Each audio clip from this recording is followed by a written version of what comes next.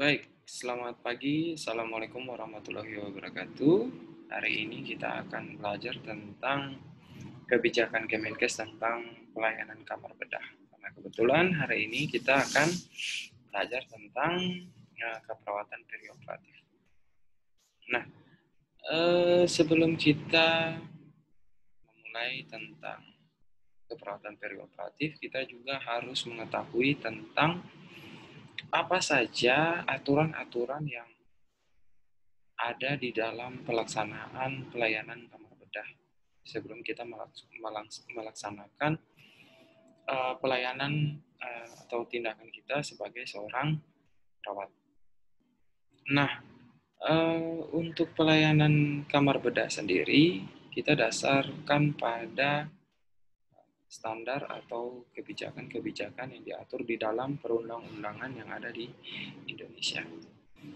Baik, kita mulai.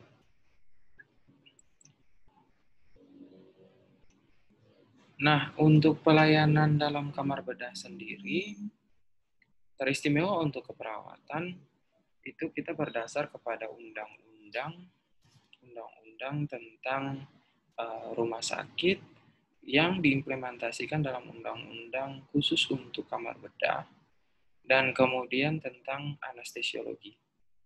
Nah, berangkat dari undang-undang yang pertama adalah Undang-Undang Republik Indonesia Nomor 44 Tahun 2009 tentang rumah sakit. Di sana dijelaskan bahwa penyelenggaraan rumah sakit bertujuan memberikan perlindungan terhadap keselamatan pasien atau pasien safety, kemudian perlindungan terhadap masyarakat, lingkungan rumah sakit, dan sumber daya manusia yang ada di rumah sakit. Oleh sebab itu, rumah sakit mempunyai kewajiban untuk memberikan pelayanan kesehatan yang aman, kemudian bermutu, tidak diskriminasi, dan efektif dengan mengutamakan kepentingan sesuai dengan standar pelayanan rumah sakit. Nah, jika kita lihat di dalam keperawatan perioperatif yang paling ditekankan di sana itu adalah soal tindakan pembedahan. Nah, untuk tindakan pembedahan tersebut juga ya kembali lagi dengan Undang-Undang RI Nomor 44 Tahun 2009 bahwa tindakan pembedahan itu merupakan salah satu tindakan medis yang bertujuan untuk menyelamatkan nyawa, mencegah kecacatan dan komplikasi. Nah, cuman kita juga harus mengetahui bahwa pembedahan itu bukan berarti tidak ada risiko. Pasti ada risiko yang disebut dengan komplikasi. Bisa karena dari pasiennya, nah bisa juga terhadap pelayanan yang diberikan. Oleh sebab itu, kita sebagai tenaga kesehatan, khususnya sebagai perawat, itu wajib mencegah terjadinya kesalahan-kesalahan teristimewa dalam kesalahan insisi, kemudian kesalahan dalam pemberian label pada spesimen patologi, kemudian kesalahan transfusi dan obat-obatan. Baik, kita lanjut. Untuk pelayanan kamar bedah sendiri, kita berdasar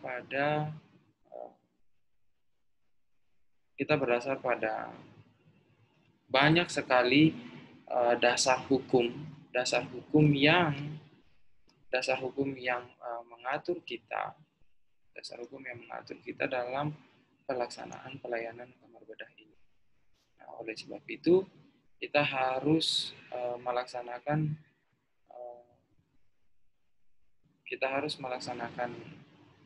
pelayanan itu dengan sebaik mungkin. Ya, seperti itu.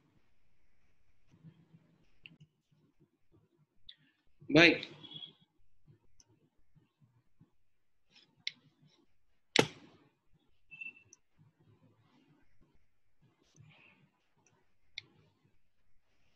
Baik, untuk dasar hukumnya sendiri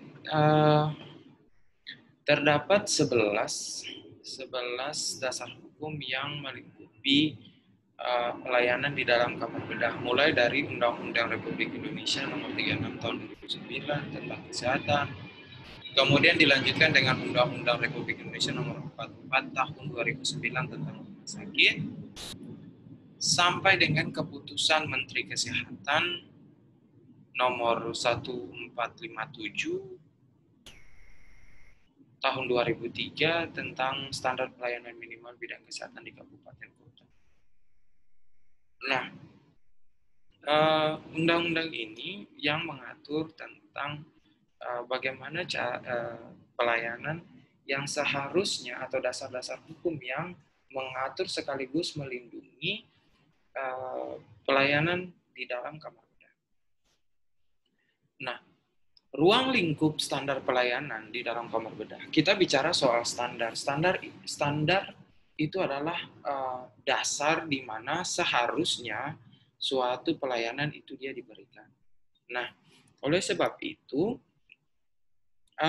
di dalam pelayanan kamar bedah juga memiliki standar. Standar itu didirikan berdasarkan dengan kebijakan yang sudah diatur, entah itu di dalam undang-undang, kemudian diturunkan sampai kepada peraturan atau SOP yang ada di dalam rumah sakit. Itu ruang lingkup standarnya. Nah, standar itu merupakan suatu implementasi dari undang-undang yang sudah ada. Nah, implementasi dari pelayanan kamar bedah dari undang-undang yang sudah diberikan dapat berupa menjadi standar. Nah, di dalam standar itu ada 6 aspek yang harus diperhatikan, yaitu aspek perencanaan pelayanan, pengorganisasian pelayanan pelaksanaan, kemudian pemberian asuhan karena ini keperawatan, kemudian pembinaan dan pengendalian mutu. Kita berbicara bukan instalasi kamar bedah secara umum, namun kita langsung spesifikasikan kepada pelayanan keperawatan yang seharusnya dilaksanakan di dalam kamar bedah. Nah, standar ini digunakan sebagai suatu acuan supaya praktek penerapan standar pelayanan di kamar bedah itu dapat dilaksanakan dengan baik. Kita mulai dengan yang pertama, yaitu adalah standar perencanaan pelayanan kamar bedah. Ini meliputi ketenagaan perawat kamar bedah, kemudian ada sarana dan prasarana kamar bedah. Untuk ketenagaan perawat di dalam kamar bedah sendiri, seorang perawat itu bisa menjadi seorang scrub nurse, kemudian perawat sirkuler, perawat asisten 2, dan kepala ruangan. Nah, sedangkan sarana dan prasarana itu meliputi pengadaan alat dan bahan yang ada di sana, kemudian pemeliharaan peralatan tersebut, bagaimana stok logistik yang ada di dalam kamar bedah itu secara periodik atau berkala. Nah, untuk pengorganisasian sendiri, itu meliputi struktur organisasi, kemudian tata hubungan kerja, uraian tugas, tanggung jawab, dan kewenangan sebagai seorang perawat pengelola dan pelaksana. Kemudian untuk pelaksanaan pelayanan kamar bedah sendiri, itu meliputi standar asuhan keperawatan. Kemudian ada juga standar prosedur atau SOP, standar SOP klinis maupun manajerial. Ya, bagaimana SOP pelayanan asuhan keperawatan, kemudian SOP bagaimana tindakan keperawatan kepada pasien di dalam kamar bedah, maupun bagaimana memanajemen atau tata hubungan, tata kelola di dalam kamar bedah itu sendiri. Nah, untuk pemberian asuhan keperawatan itu tetap kita berlandaskan kepada 5 proses keperawatan, mulai dari pengkajian hingga evaluasi kepada pasien sebelum atau pre, selama atau intra, atau setelah post operasi. Jadi, pemberian asuhan keperawatan itu berlandaskan atas proses asuhan keperawatan selama pelaksanaan perioperatif. Selanjutnya ada pembinaan pelayanan keperawatan.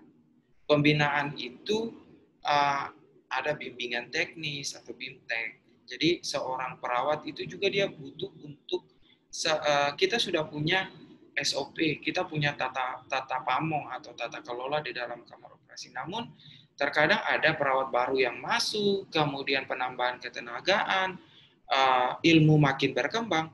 Oleh sebab itu, kemudian kadang juga lupa terhadap tugas dan tanggung jawabnya, maka secara berkala di dalam kamar bedah itu harus dilakukan bimbingan teknis supaya orang tuh paham, ingat lagi.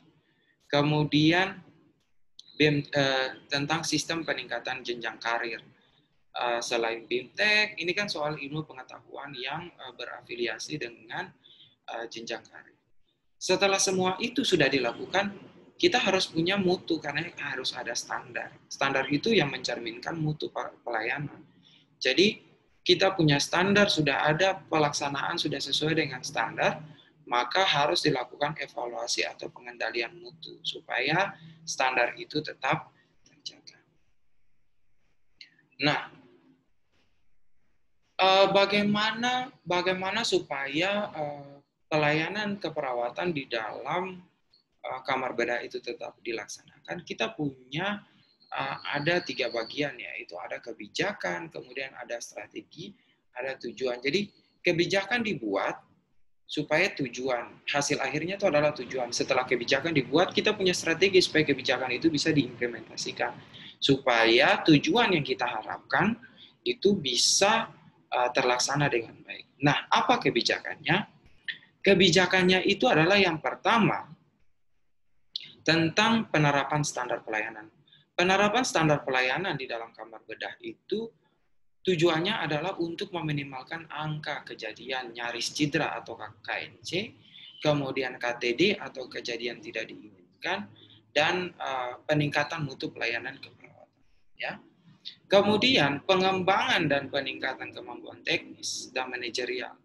Makanya tadi kita lakukan ada yang namanya BIMTEK. Untuk apa? Supaya kompetensi seorang perawat di dalam kamar bedah itu tetap terjaga dan kemudian jenjang karirnya itu pun meningkat. Oleh sebab itu, ketika untuk meminimalkan kejadian-kejadian yang tidak diinginkan, kemudian pengetahuan dan jenjang karir itu tetap meningkat, maka harus ada dukungan dari berbagai pihak. Nah, strategi yang kita laksanakan di sini adalah yang pertama, dalam pelayanan preoperatif. Dalam pelayanan preoperatif ini, seorang perawat itu harus mampu mengintegrasikan dan mengkomunikasikan data yang dikumpulkan melalui hasil pengkajian secara rinci. Kemudian datanya pun harus lengkap. Oleh sebab itu, keterampilan dan observasi itu harus betul-betul seorang perawat punya. Nah, kegiatannya itu berfokus pada bagaimana mengkonfirmasi persiapan ruang bedah sudah siap atau belum, ada ketersediaan peralatan, alatnya ada atau tidak, sudah siap atau belum, verifikasi, interpretasi, dan bagaimana mengkomunikasikan data kepada tim multidisiplin kesehatan lainnya. Karena memang yang di dalam kamar operasi itu bukan cuma kita perawat saja yang bertugas di sana. Bagaimana seorang perawat itu harus bisa menjelaskan hasil pengkajiannya supaya bisa diterima. Karena ini merupakan tindakan invasif yang kemungkinan besar bisa terjadi kesalahan. Oleh sebab itu kita harus meminimalkan. Yang paling penting adalah komunikasikan. Jangan sampai perawatnya pasiennya akan operasi fraktur di paha kanan. Malah komunikasikan itu fraktur di sinistra. Nah, setelah itu, seorang perawat itu juga harus bisa melaksanakan persiapan. Persiapannya untuk apa? Persiapan alat, tim, dan lain-lainnya, fasilitas dan lain-lainnya. Kemudian bagaimana jika terjadi situasi kritis atau yang mengancam jiwa pada saat pembedahan. Kemudian seorang perawat juga harus berpikir bagaimana menyiapkan strategi dalam pencegahan infeksi. Nah, selama pelayanan intra pembedahan atau intraoperatif, seorang perawat itu harus bisa mampu untuk standar lah melaksanakan pemeriksaan tanda-tanda vital, kemudian bisa untuk membuka persediaan alat yang dibutuhkan, atur selang atau drain, jaga agar obat-obatan dan cairan melalui intravena itu tetap jalan, pastikan keselamatan pasien, keselamatan kita sebagai tenaga medis yang melaksanakan operasi, kemudian lingkungan tetap steril dan asepsis, kemudian kita harus bisa pastikan bahwa pasien itu tidak tersakiti, tidak cedera tambahan, hitung jarum dan kasa jangan sampai tertinggal di dalam tubuh pasien selama pembedahan. Ya. Jangan sampai sudah tutup, ternyata tiba-tiba handphone ketinggalan di dalam. Itu kan tidak boleh. Atau kasa kurang 1, kasa kurang 2, tiba-tiba seminggu kemudian karena ada benda asing, abses lagi di dalam abdomen pasien. Contohnya seperti itu ya. Kemudian, bagaimana pelayanan pos pembedahan? Selama pos pembedahan, seorang perawat itu harus mampu memeriksa, kemudian bagaimana pasien itu dipindahkan kepada di dalam ruang RR atau recovery room atau ruang pemulihan, kemudian harus bisa observasi jalan nafas, pernafasan pasien dengan memeriksa warna bibir, kemudian kuku, jangan sampai terjadi sianosis, kemudian kesadaran pasien bagaimana kita sudah punya banyak sekali instrumen, Aldred score, Bromate score, dan lain-lain. Kemudian cek juga tanda-tanda vitalnya. Kemudian cek juga bagaimana balutan bekas operasi, apakah masih terjadi perdarahan atau tidak. Kemudian ukurlah keseimbangan cairan, jangan sampai cairan sudah masuk terlalu banyak, namun si pasien pipisnya sedikit. Kemudian periksa cairan intravena, jadi balance cairannya itu harus tetap stabil, ya. Kemudian jangan lupa isi grafik, ya. Grafik itu memonitor bagaimana perjalanan dari mulai pasien itu dia berada di ruangan, masuk di dalam kamar operasi, lakukan tindakan operasi sampai nanti dia harus kembalikan ke ruangan, ya. Tujuannya untuk apa? Tujuannya pasti supaya standar-standar ini ada supaya pelayanan keperawatan di kamar bedah itu tetap terencana dengan baik, diorganisasikan dengan baik, ya. Diorganisasikan dengan baik. Kemudian asuhan keperawatannya tetap dilaksanakan dengan baik, kemudian pembinaan pelayanan tetap baik, dan pengendalian mutu, ya. Mulai dari perencanaan, bagaimana kita mengorganisasikan, bagaimana kita melakukan proses keperawatannya, bagaimana kita pembinaan untuk kita sendiri tenaga, kemudian bagaimana kita mengendalikan mutu tetap supaya standar itu tetap dilaksanakan. Nah, sasaran standar ini untuk siapa? Untuk rumah sakit, untuk pimpinan rumah sakit, untuk yang punya rumah sakit, ya. Mau kalau rumah sakit pemerintah ya Dinkes provinsi, kabupaten, kota. Kemudian kepada siapa lagi standar ini? Kepada bidang keperawatan rumah sakit. Kemudian kita sebagai kepala instalasi bedah rumah sakit, amin. Kemudian kepada instalasi medis dan reanimasi dan departemen lain yang terkait di rumah sakit, dan yang paling penting adalah organisasi. Ya, seperti itu. Nah, untuk komponen dan indikator standar, komponen dan indikator standar itu terbagi atas 6, ya. Kembali lagi kepada yang tadi, dari mulai perencanaan sampai dengan pengendalian mutu, ya. Nah, untuk perencanaan sendiri terbagi atas 2, yaitu untuk ketenagaan dan kemudian sarana prasarana. Untuk ketenagaan sendiri, di dalam standar pelayanan kamar bedah ada kualifikasi ketenagaan yang harus kita penuhi, yaitu yang pertama kualifikasi scrub nurse, ya, perawat scrubbing itu harus nurse, kemudian memiliki sertifikat kamar bedah dasar, kemudian basic life support, pengalaman kerja di kamar bedah minimal 6 bulan. Apakah hanya nurse saja? Enggak, D3 keperawatan juga bedah, tetapi harus memiliki sertifikat kamar bedah, kemudian BLS dengan pengalaman kerja yang jauh lebih lama, yaitu 1 tahun. Dalam masa transisi pada tahun 2015 itu boleh SPK yang ada di dalam dengan pengalaman kerja minimal 10 tahun, punya sertifikat kamar bedah dasar dan BLS. Namun karena kebijakan sudah terbaru, ada program dari pemerintah namanya RPL, maka SPK sudah ditiadakan lagi di rumah sakit. Nah, selain itu, scrub nurse juga bisa semua perawat yang mampu memberikan pelayanan asuhan keperawatan di kamar bedah. Namun harus mempunyai SIP dan SIK. Jadi boleh boleh juga seorang perawat itu dia bisa SPK, namun sekarang SPK sudah tidak ada.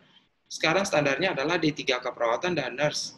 Namun D3 keperawatan harus mempunyai pengalaman kerja minimal lebih banyak 6 bulan dari nurse yang cuma 6 bulan. Jadi 1 tahun. Namun harus memiliki sertifikat kamar bedah dasar dan pengalaman di kamar bedah.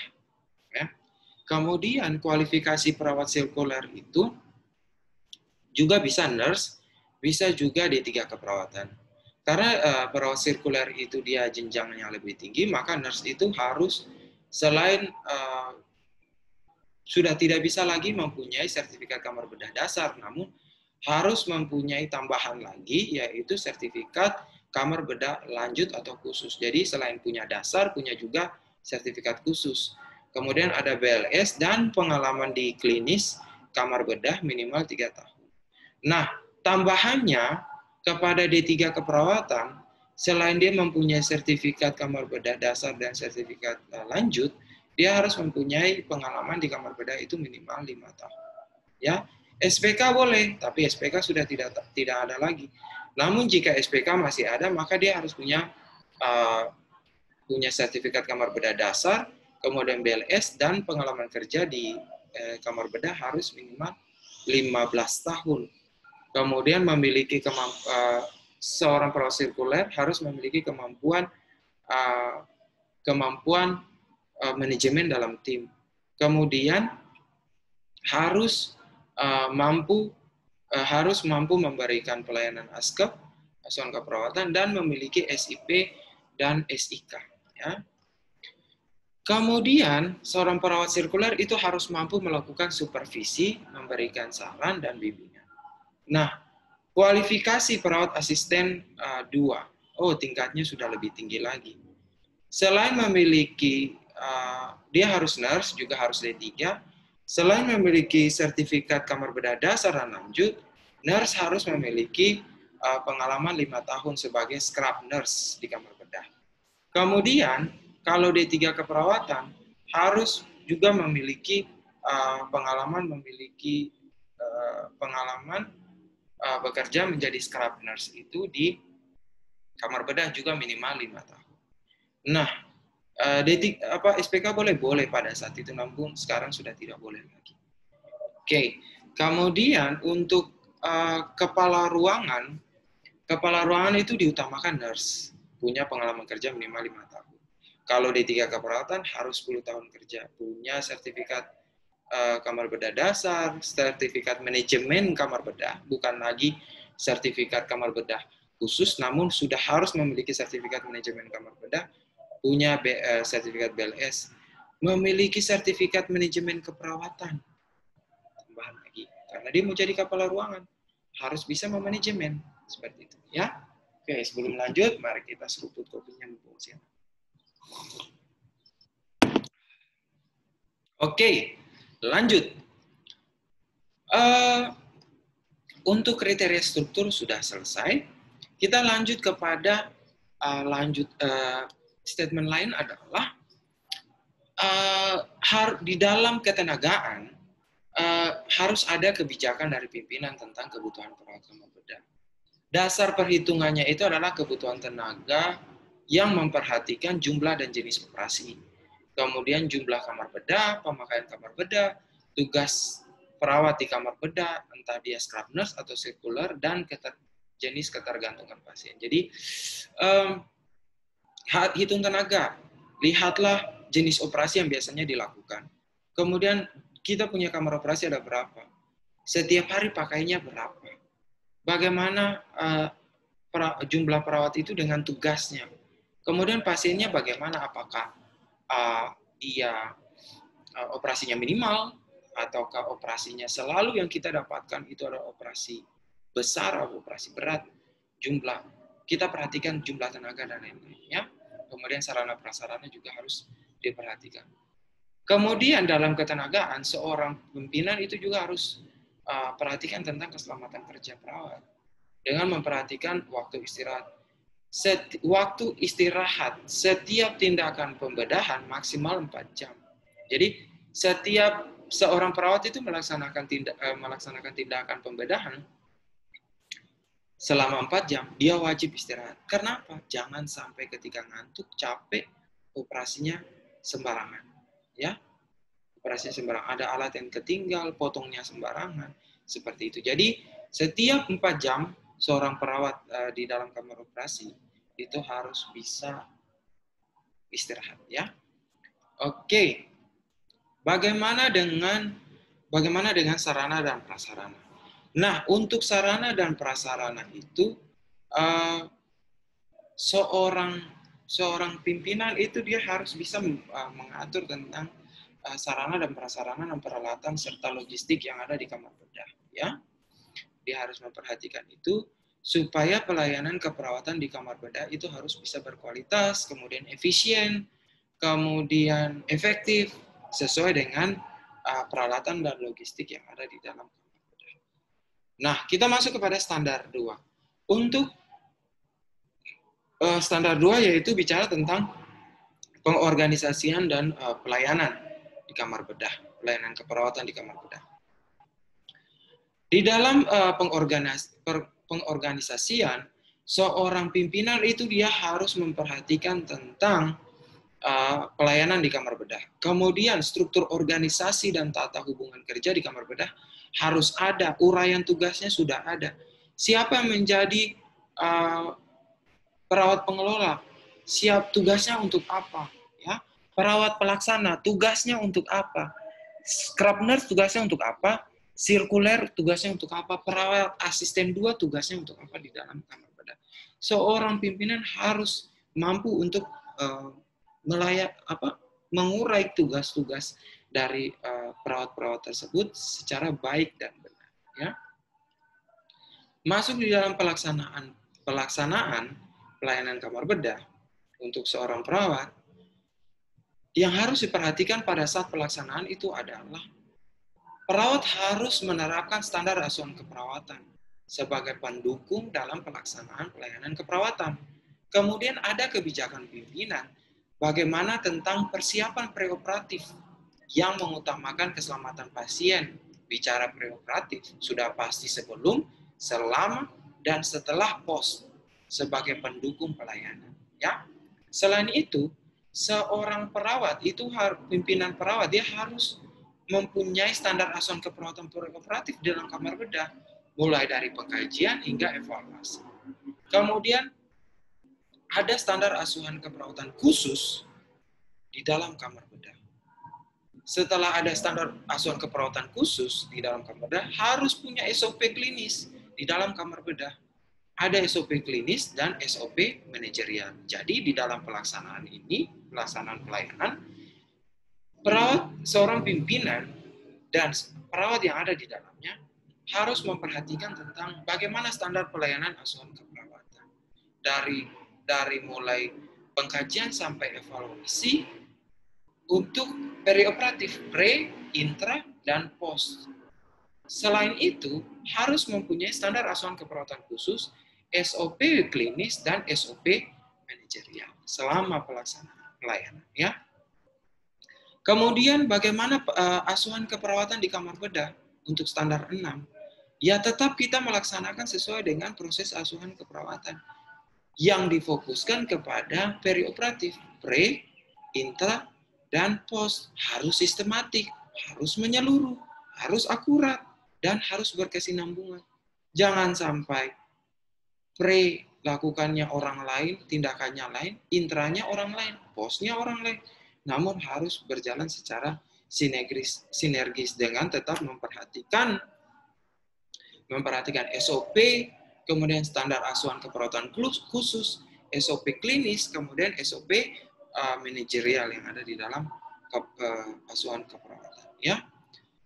Di dalam melaksanakan asuhan keperawatan, format pengkajian perioperatif harus ada.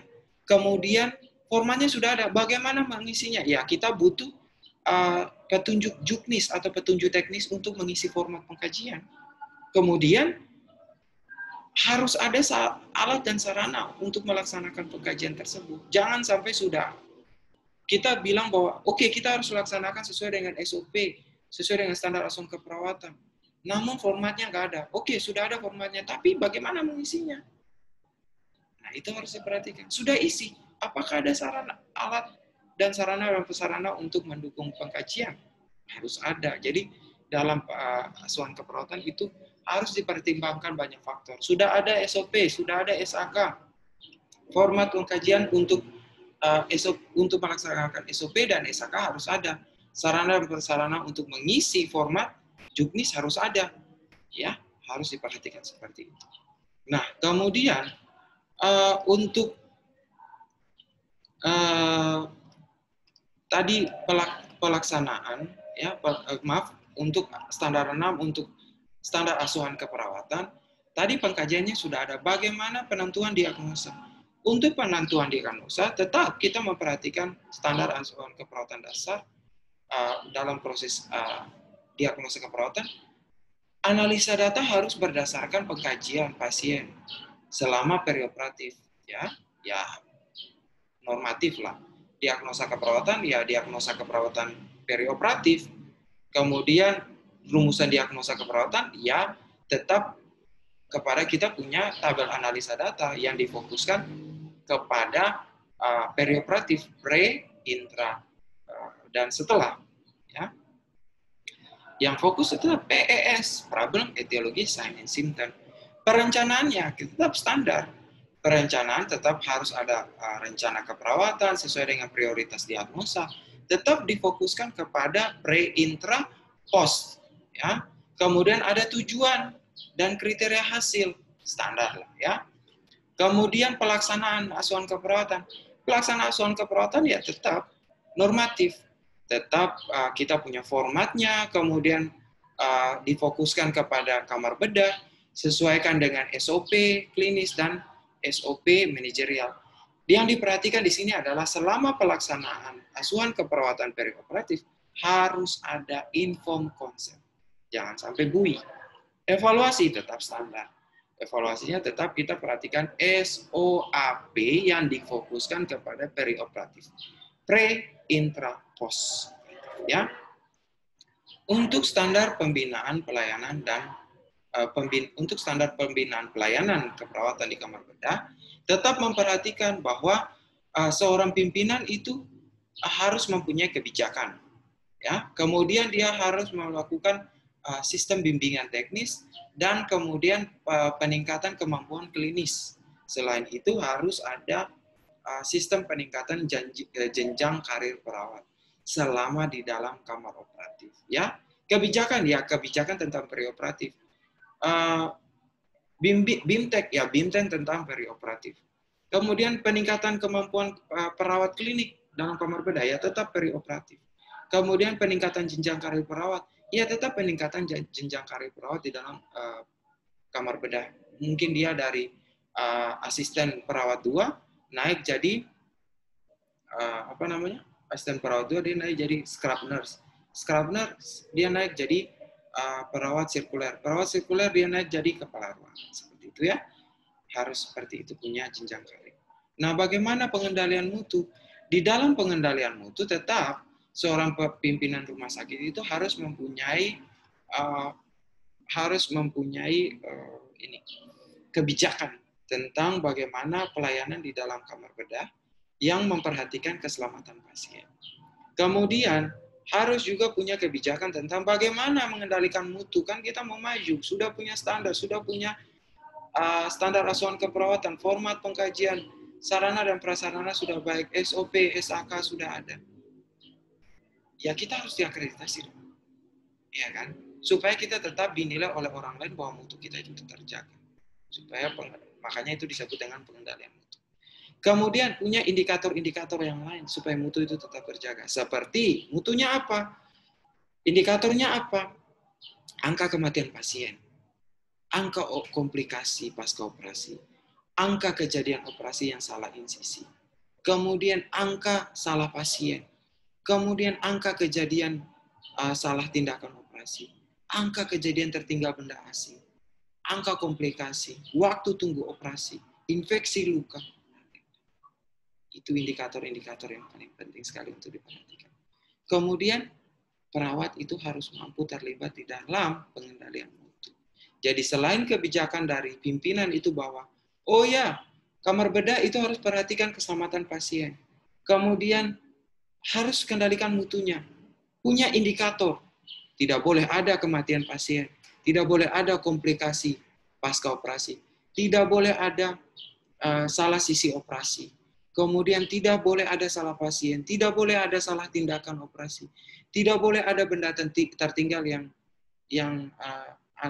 tidak boleh ada benda tertinggal selama proses operasi. Kemudian tidak boleh ada komplikasi pasca operasi. Waktu tunggu tidak boleh lama. Infeksi luka tidak boleh ada.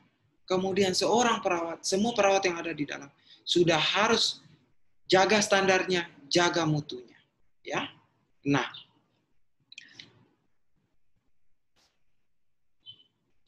selain itu, saya juga ingin menyinggung bahwa di dalam kamar operasi itu sudah pasti ada anestesi. Dalam anestesi ini, yang paling diperhatikan itu adalah undang-undang yang mengatur tentang pedoman penyelenggaraan pelayanan anestesiologi dan terapi intensif di rumah sakit. Ya, saya mau menyinggung hanya khusus untuk perawat. Di sini, di dalam Undang-Undang Nomor 519, dalam Permenkes RI Nomor 519 tahun 2011 tentang pedoman penyelenggaraan pelayanan anestesiologi dan terapi intensif di rumah sakit, tim pengelola pelayanan di dalam bab 2 itu dibilang bahwa tim pengelola pelayanan anestesiologi dan terapi intensif adalah tim yang dipimpin oleh dokter spesialis anestesi dan anggota dokter dengan anggota dokter peserta program pendidikan dokter spesialis anestesiologi atau dokter lain dan perawat anestesi dan atau perawat. Jadi seorang perawat atau perawat anestesi juga dia punya tanggung jawab dalam penyelenggaraan pelayanan anestesi. Ya. Oke. Nah, pengorganisasian di dalam untuk pelayanan anestesiologi ini mulai dari direktur utama, kemudian diturun-turun sudah standar lah, ada komite medik, ada direktur medik dan keperawatan, kemudian fokus ke dalam instalasi kamar bedah, di sana ada kepala instalasi anestesi dan terapi intensif. Yang dibagi dua, dia punya koordinator pelayanan, yaitu yang melayani di dalam kamar bedah. Kemudian administrasi ada koordinatornya juga. Nah, di dalam koordinator pelayanan, ada tim pengelola pelayanan anestesi dan terapi intensif. Ya, untuk masalah keuangan sudah pasti. Kemudian, di dalam dalam Permenkes 519/2011 ini dibilang bahwa seorang perawat anestesi atau perawat punya tugas adalah melakukan asuhan keperawatan pra-anestesi. Ya, askep pra-anestesi. Jadi selain kita mempunyai askep khusus kamar operasi, di dalamnya juga sudah punya askep pra-anestesi. Ya. Kemudian lakukan kolaborasi dengan dokter spesialis anestesi dalam pemberian obat anestesi. Kemudian melakukan asuhan keperawatan pasca anestesi. Ya. Jadi dalam perioperatif, selain memberikan tindakan pembedahan, ada juga seorang perawat bisa juga untuk memberikan anestesi, tapi pasti dia punya sertifikat. Ya tetap, ketika dia melaksanakan operasi, ya perioperatifnya diperhatikan. Ketika dia memberikan anestesiologi, berarti anestesiologi tetap harus diperhatikan. Pre-anestesi, intra-anestesi, pasca-anestesi tetap diperhatikan. Apa yang dilakukan? Asuhan keperawatannya. Pengkajian sampai dievaluasi tetap harus dilaksanakan. Ya. Kemudian apa tanggung jawabnya? Seorang perawat anestesi, dia bertanggung jawab langsung kepada pimpinan atau dokter anestesi. Ya. Kemudian seorang perawat anestesi juga bertanggung jawab untuk menjamin pelayanan atau asuhan keperawatan anestesi di rumah sakit. Kemudian pelayanan asuhan keperawatan anestesi harus sesuai dengan standar. Jadi tetap tadi, ketika asuhan keperawatannya itu tetap dilaksanakan dengan baik, mulai dari pengkajian sampai dievaluasi, harus mempunyai format pengkajian, harus mempunyai sarana dan prasarana, lakukan asuhan pengkajian dan sampai evaluasi tetap fokusnya kepada perioperatif, kemudian harus cegah tindakan, punya indikator-indikator, maka anestesi pun juga begitu. Ya, harus tetap diperhatikan. Nah, untuk ketenagaan sendiri, seorang perawat dan anestesi perawat itu juga tetap diperlukan. Dari mulai kelas rumah sakit kelas D sampai kelas A. Ya, dokter spesialis anestesi itu kelas D nggak perlu. Dokter PPDS juga nggak perlu untuk kelas D. Tapi perawat, saya ingatkan sekali lagi, bahwa perawat itu dipentingkan tuh di mana? Tergantung Anda punya sertifikat atau tidak. Saya contoh di puskesmas. Mau puskesmas dari mulai puskesmas yang paling rendah sekalipun, itu butuh perawat minimal 5. Ya, punya rawat inap atau tidak. Minimal 5. Apalagi yang sudah rawat inap, 8. Rumah sakit, anestesi, perlu. Ya, dari rumah sakit tipe D sampai tipe A. Pasti perlu. Ya, kamar bedah, perlu. Punya jenjang karir. Jadi oleh sebab itu, Anda sudah harus mempunyai sertifikat-sertifikat untuk mendukung Anda punya peningkatan jenjang karir. Anda nggak bisa dong tiba-tiba langsung ditempatkan di kamar bedah. Harus punya pengalaman. Mulai dari 6 bulan sampai dengan 5 tahun. Punya sertifikat BLS, kemudian punya SIP, punya SIK, kemudian punya sertifikat bedah dasar, khusus, manajemen. Anda sudah S1 kan? Lanjut nurse. Punya sertifikat kamar bedah, kemudian harus punya pengalaman, punya sertifikat BLS, punya sertifikat anestesi, supaya Anda bisa kerja di kamar bedah. Anda punya gaji juga besar, tunjangannya juga besar. Mungkin itu dari saya di hari ini. Tugas ada di link deskripsi, silakan dikerjakan. Tetap semangat, dan jenjang karir Anda dimulai dari sekarang. Salam.